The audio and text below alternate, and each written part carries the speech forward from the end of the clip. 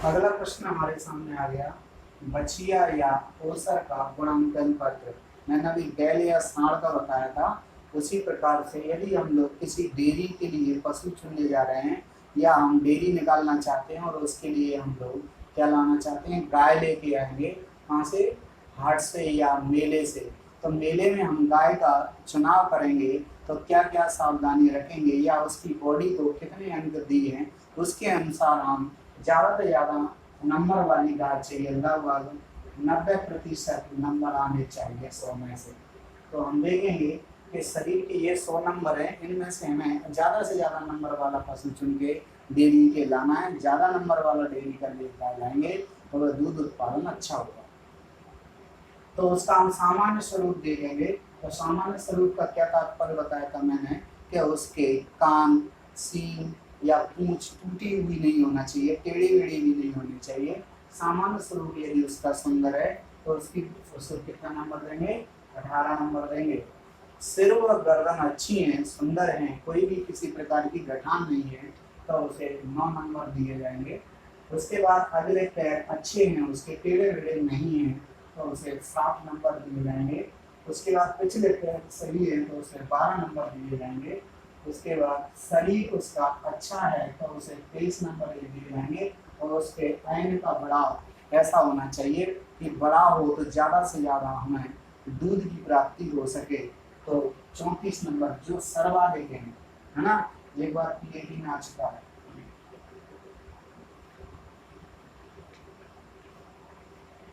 सबसे ज्यादा नंबर किसको दिए जाते हैं तो हम बताएंगे, एन को दिए जाते हैं, बस ऐसे आता है।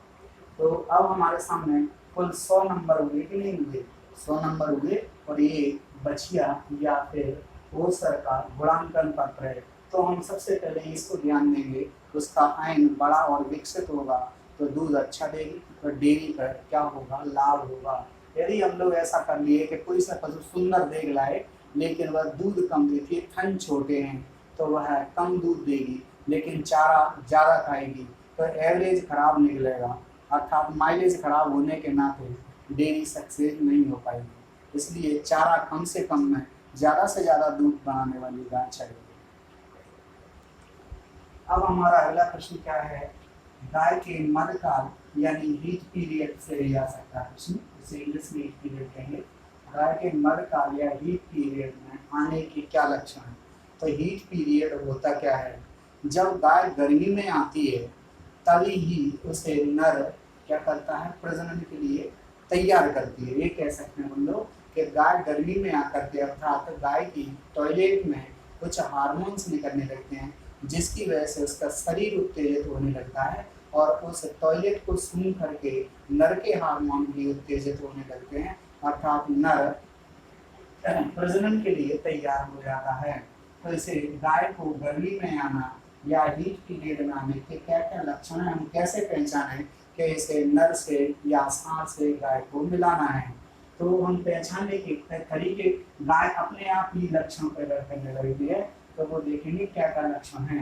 नंबर 1, पशु बेचैन सा रहने लगता है, वह चारा नहीं खाएगा, उधर उधर आंखें इधर उधर घुमाएगा तो समझ लेना कि पशु बेचैन है और यह अपने बॉडी से कुछ लक्षण प्रकट कर रहा है। अगला है हमारे सामने, गाय या भैंस बार बार पेशाब करने लगती है।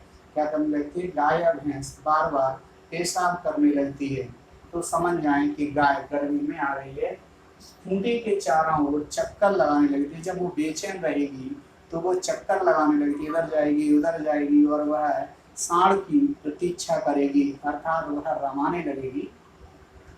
पशु बार बार रमाने लगता है, अर्थात वह बार बार रमाने लगेगी। यदि उसे क्या मिल जाए, सांड मिल जाए या नर पशु मिल जाए तो वह देख करके चुपचाप खड़ी रह जाएगी, या फिर जब वह दूसरे पशु या दूसरे गाय पर चढ़ने का प्रयास करेगी।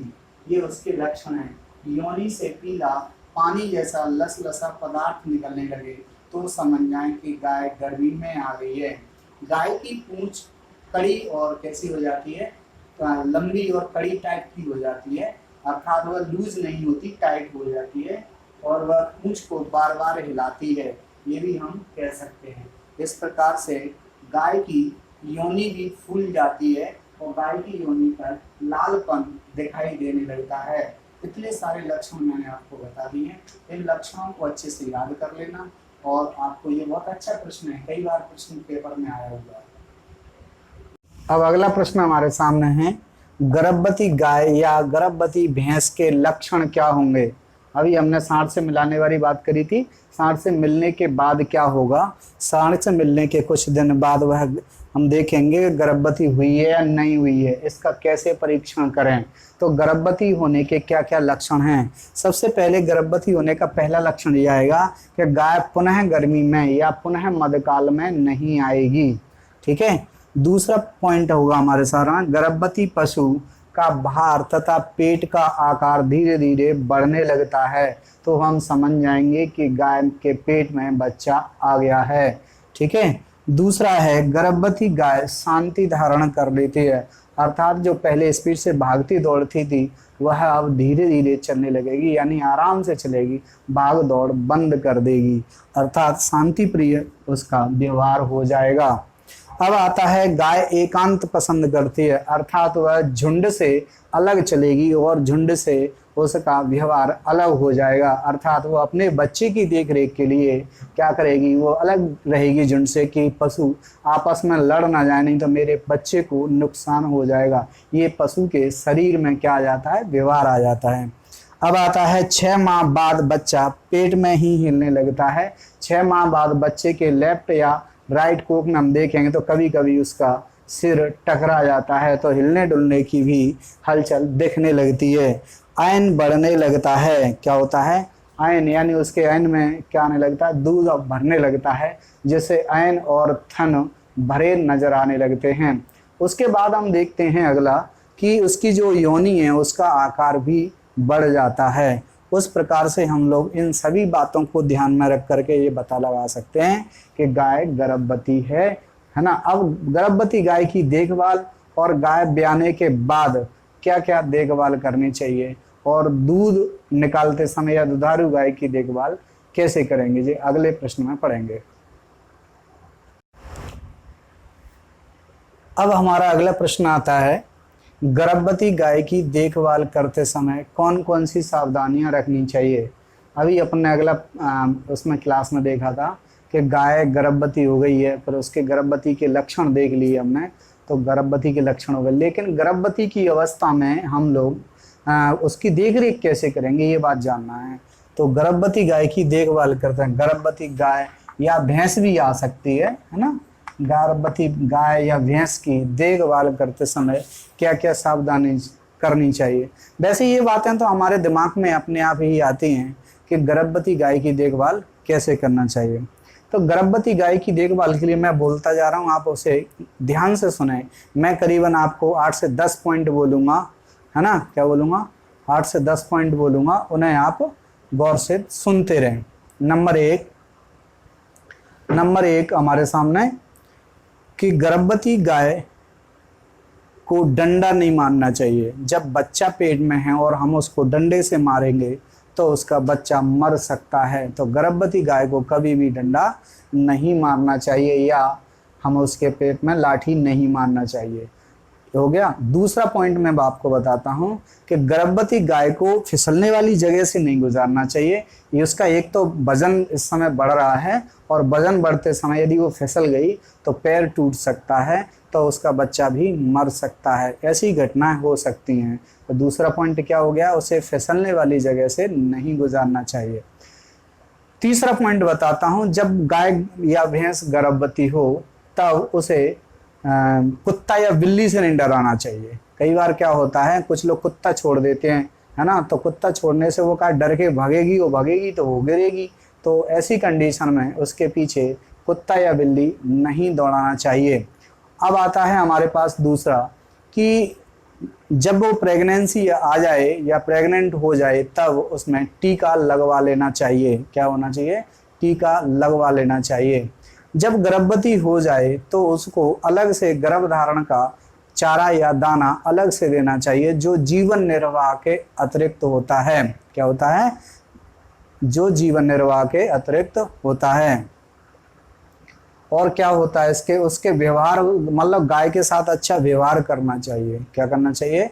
गाय के साथ अच्छा व्यवहार भी करना चाहिए, गाय का खुरहरा भी करना चाहिए, और उसके कपड़े से उसको झाड़ फूंक भी करना चाहिए, और नियमित पानी पिलाना चाहिए। क्या करना चाहिए? नियमित पानी पिलाना चाहिए।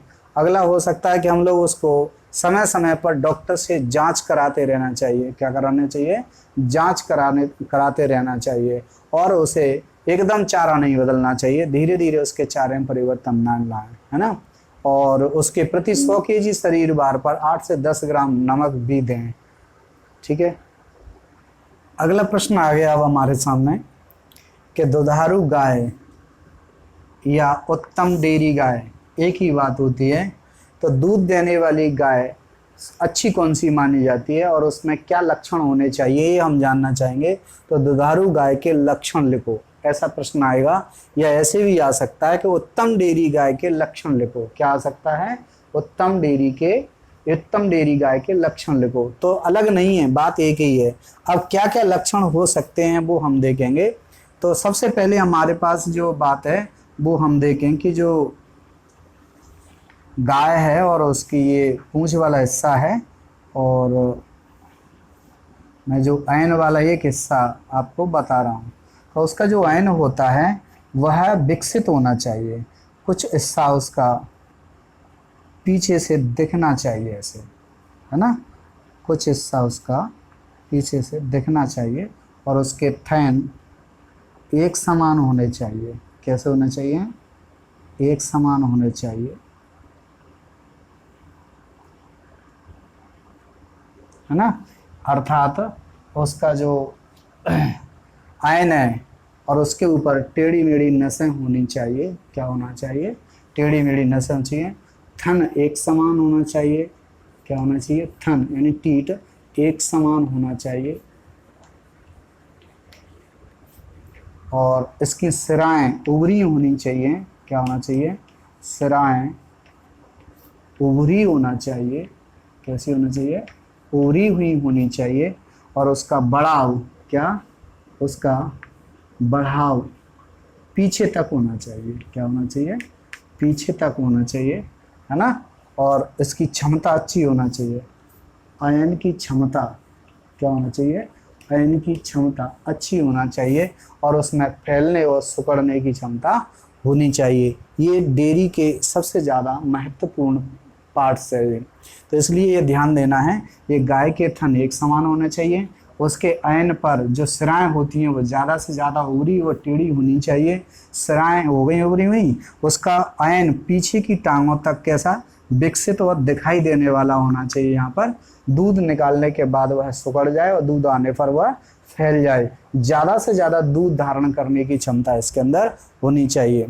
और गाय का स्वभाव सरल और सीधा होना चाहिए। कैसा होना चाहिए? सरल और सीधा होना चाहिए। इसकी स्किन मुलायम होना चाहिए। गाय में किसी प्रकार का दोष नहीं होना चाहिए, लंगड़ी या टूटे सींग या टूटी पूंछ वाली भी नहीं होनी चाहिए। ये सभी लक्षण आपको देख के याद रखना है, बाकी सारे नोट्स में लिखे हुए हैं।